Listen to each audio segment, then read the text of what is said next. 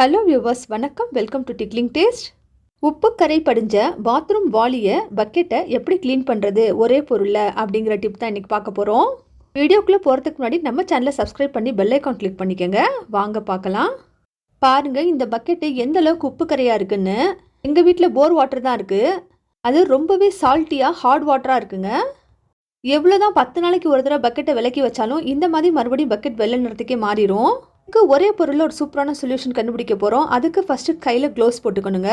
Gloves இல்லைன்னா ஒன்றும் பிரச்சனை இல்லை, நீங்கள் இந்த மாதிரி கவர் போட்டுக்கலாம். அப்படி இல்லைனாக்கா நம்ம வீட்டில் இருக்கக்கூடிய பிளாஸ்டிக் கவர் எடுத்து கையில் போட்டுக்கலாம். ஃபஸ்ட்டு பக்கெட்டை தண்ணியில் ஒரு தடவை நனைச்சிட்டு நம்ம வீட்டில் நம்ம பாத்ரூம்க்கு யூஸ் பண்ணக்கூடிய ஹார்பிக் தாங்க இன்றைக்கி நான் போடுறேன். அந்த ஹார்பிக்கை நல்லா பக்கெட்டுக்குள்ளே போட்டு விட்டுட்டு நம்ம எப்போது தேய்க்கிறோம் பார்த்தீங்களா ஸ்க்ரப்பர், அந்த ஸ்க்ரப்பர் எடுத்துக்கலாம். அப்படி இல்லைனாக்கா நீங்கள் சில்வர் ஸ்க்ரப்பர் கூட எடுத்துக்கலாம்.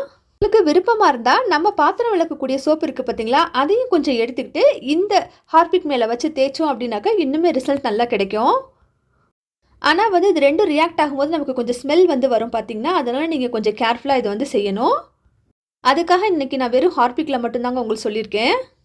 நல்லா பக்கெட்டுக்குள்ளே ஃபுல்லாக தேய்ச்சிட்டு அதே போல் பார்த்தீங்கன்னாக்கா இந்த விளிம்பு மேலே இருக்கக்கூடிய அந்த பக்கெட்டுடைய விளிம்பு இருக்குது பார்த்தீங்களா, அது ரொம்ப வெள்ளை படிஞ்சிருது. அதே போல் பக்கெட்டுடைய அவுட் சைடு, பக்கெட்டுடைய கீழ்ப்பகுதி இருக்குல்ல, இது எல்லாத்தையுமே இன்னும் கொஞ்சமே ஹார்பிக் ஊற்றி நல்லா கொஞ்சம் தேய்ச்சிக்கோங்க. ஃபஸ்ட்டு எல்லா சைட்லையும் இந்த நாரை வச்சு நல்லா தேய்ச்சி விட்டுட்டு அதுக்கப்புறம் ஒரு தடவை நல்லா கொஞ்சம் ஸ்க்ரப் பண்ணி விட்டுட்டிங்க போதும். சூப்பராக அந்த வெள்ளைக்கரை எல்லாமே போயிடும். இதில் பேக்கிங் சோடா, லெமன் எதுவுமே சேர்க்க வேணாங்க. பாருங்கள், முன்னாடி இருந்த கலருக்கும் இப்போ இருக்க கலருக்கும் பார்க்கும்போதே வித்தியாசம் தெரியும்.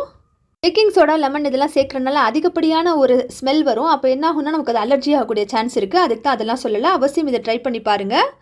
ரொம்ப பயனுள்ளதாக இருக்கும். பிடிச்சிருந்தால் லைக் பண்ணிவிட்டு சப்ஸ்கிரைப் பண்ணுங்கள் நம்ம சேனலுக்கு இது போல் வீடியோஸ்க்கு. தேங்க்யூ ஃபார் வாட்சிங்.